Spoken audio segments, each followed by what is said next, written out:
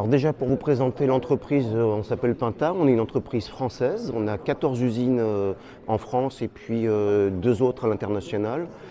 On existe depuis une trentaine d'années et il faut vraiment nous voir comme des industriels fabricants, concepteurs. Notre métier, c'est l'électricité, notre métier, c'est le risque dans l'électricité. Et on anime un spectre de tension qui va du 50 volts, c'est la tension qui commence à être dangereuse, jusqu'à les 700 000 volts, le million de volts dans certaines contrées. Et on accompagne nos clients électriciens dans leur activité pour se protéger d'un risque qui est absolument fou, qui est affolant, c'est le risque électrique.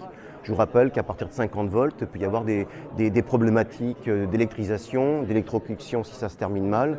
Et donc il est hors de question en tant qu'électricien d'entamer des travaux sans certaines précautions qui sont alors, de toute façon appelées par la réglementation du pays, le code du travail ou d'autres obligations nationales.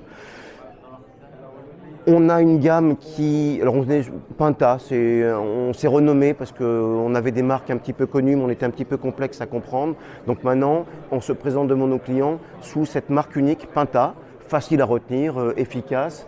Un logo où on voit un petit électricien en action qui est protégé parce qu'on a beaucoup de fierté à travailler pour ces électriciens qui, à notre sens, sont des héros parce que c'est eux qui amène l'énergie de nos civilisations, qui amène le courant en maîtrisant une énergie qui est absolument dangereuse. Alors une fois qu'on a dit que c'était dangereux, qu'est-ce qu'on fait? On en reste là et puis on compte le nombre de décès, d'accidents où on met des choses en place.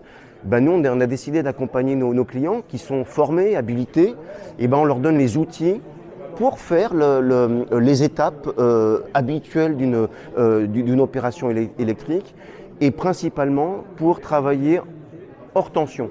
Vous savez que le plus simple, c'est d'enlever le risque. Donc, on va travailler hors tension avec une étape qui s'appelle la consignation, c'est-à-dire je vais m'assurer que j'ai bien coupé l'énergie.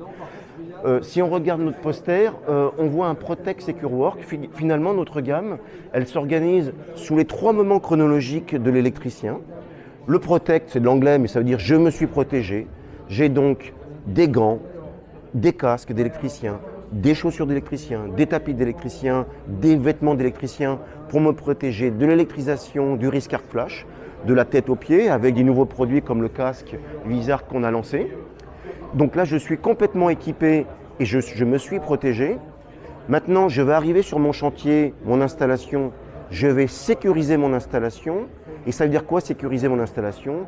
Faire du balisage, m'assurer qu'il n'y a pas de tension. Donc m'assurer qu'il n'y a pas de tension, c'est faire la consignation. Qu'est-ce que je fais? Je vais au tableau général, je coupe le courant pour éviter que quelqu'un ne remette le courant parce que j'ai un collègue qui aimerait bien que sa machine-outil tourne encore. On va mettre des petits systèmes de blocage du différentiel, de l'organe de séparation avec un cadenas.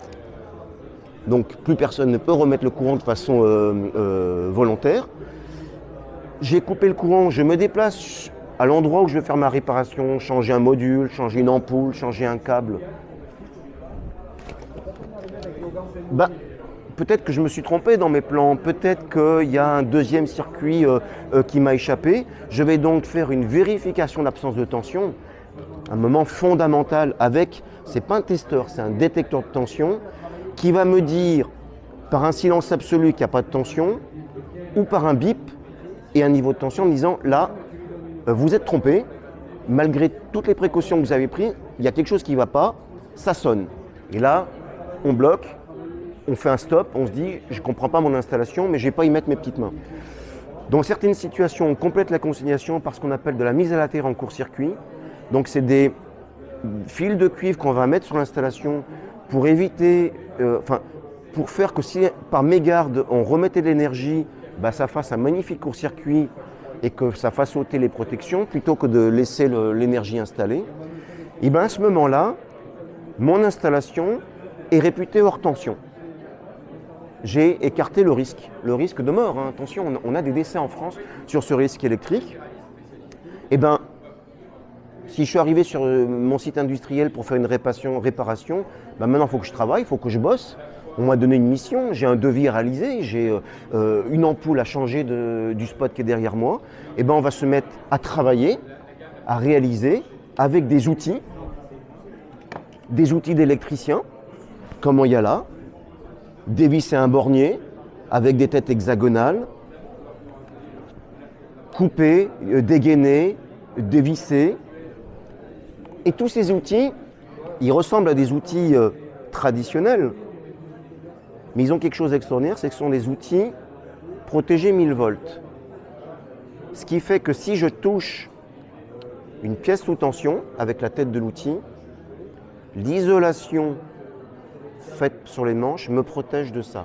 Donc on comprend qu'on est en ultra sécurité parce que je suis arrivé, je me suis protégé, j'ai consigné, il n'y a pas de tension et j'ai encore des outils qui me protègent.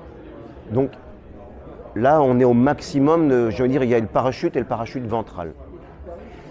Et bah, ce qu'on peut dire, est-ce que j'ai ralenti ma mission? Bah, pas tellement, parce que j'ai coupé le courant, j'ai vérifié qu'il n'y en avait pas, j'ai des outils adaptés, confortables, j'ai fait ma mission, et puis à 11h30, comme prévu, eh ben, j'ai livré mon livrable et je peux aller déjeuner tranquillement. Donc c'est toute la stratégie qu'on a, c'est que nous on veut faire de la safety, de la sécurité, mais en offrant du plaisir dans le travail, de la performance dans le travail. Si l'outil, parce qu'il me protège, il me ralentit, on sait pertinemment qu'à un moment on va le mettre de côté. Si l'outil il est pratique, là on a une gamme par exemple extrêmement légère, tout en plastique. Donc je ne charge pas mon sac.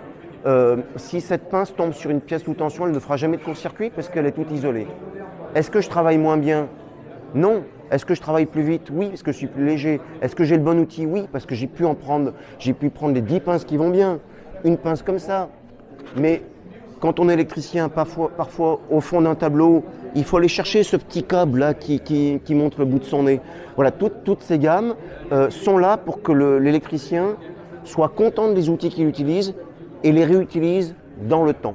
Donc sécurité, performance, c'est ce qu'on rêve pour soi et c'est ce qu'un employeur rêve pour ses employés. C'est de la maîtrise du geste.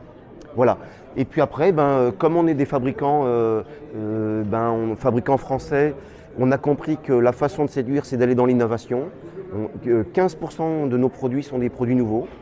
Donc on a un rythme très soutenu de nouveaux produits. C'est bien normal parce que le monde de l'électricité bouge, la mobilité électrique. Il n'y a plus une maison, on n'a pas une pompe à chaleur qui est alimentée. On veut rechercher les phases, avoir du triphasé, trouver la terre, vérifier qu'elle est bonne. Donc on a toute une gamme d'outils qui facilitent le travail. Et puis la toute première, c'est les EPI, les équipements de protection individuelle. Eh ben, on a bien conscience qu'un EPI, c'est une contrainte. C'est quelque chose qu'il faut mettre, c'est quelque chose qui est peut-être un peu pesant. On prend tout à l'envers, on fait des jolis EPI, des EPI confortables, extrêmement beaux, designés comme celui-ci.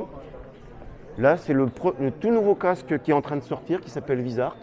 C'est le premier casque au monde avec de l'électronique embarquée. Pourquoi électronique embarquée? Parce que moi, quand je suis électricien, souvent il n'y a pas d'électricité, on m'appelle pour ça. Donc je suis souvent dans le noir, donc je peux avoir besoin. Alors, j'ai pas mis la batterie, mais tu peux m'éclairer s'il te plaît, remettre la batterie. Je peux avoir besoin d'éclairer mon lieu de travail, ma progression, et plutôt que d'avoir des casques avec une lampe frontale, avec des bandeaux, un scratch pas très agréable, on a intégré cette électronique dans le casque. Et à la fin, mon électricien et ma compagnie est fier de mon EPI, puisque j'ai une lampe, eh ben, je vais bien travailler et je vais me protéger. Donc on est bien dans le cercle vertueux, bon produit, produit efficace, produit adapté à ma mission, produit image d'entreprise. Et à nouveau, comme je vous disais, on permet et on engage les électriciens à être dans la sécurité et la performance. Voilà un petit peu la mission qu'on se donne. Et jamais, pour conclure, jamais de négligence sur le risque électrique. Je vous en conjure, même en basse tension, on a des accidents, des électrisations, des électrocutions, des chiffres qui ne sont pas bons, et qu'on soit artisan, qu'on travaille dans une grosse entreprise comme Edis ou une grosse industrie, le risque est le même parce qu'on est fait de la même pâte et les volts, c'est les mêmes partout. Donc oui, j'entends bien que pour un électricien, brancher une chaudière, une pompe à chaleur, on se dit est-ce que c'est bien la peine?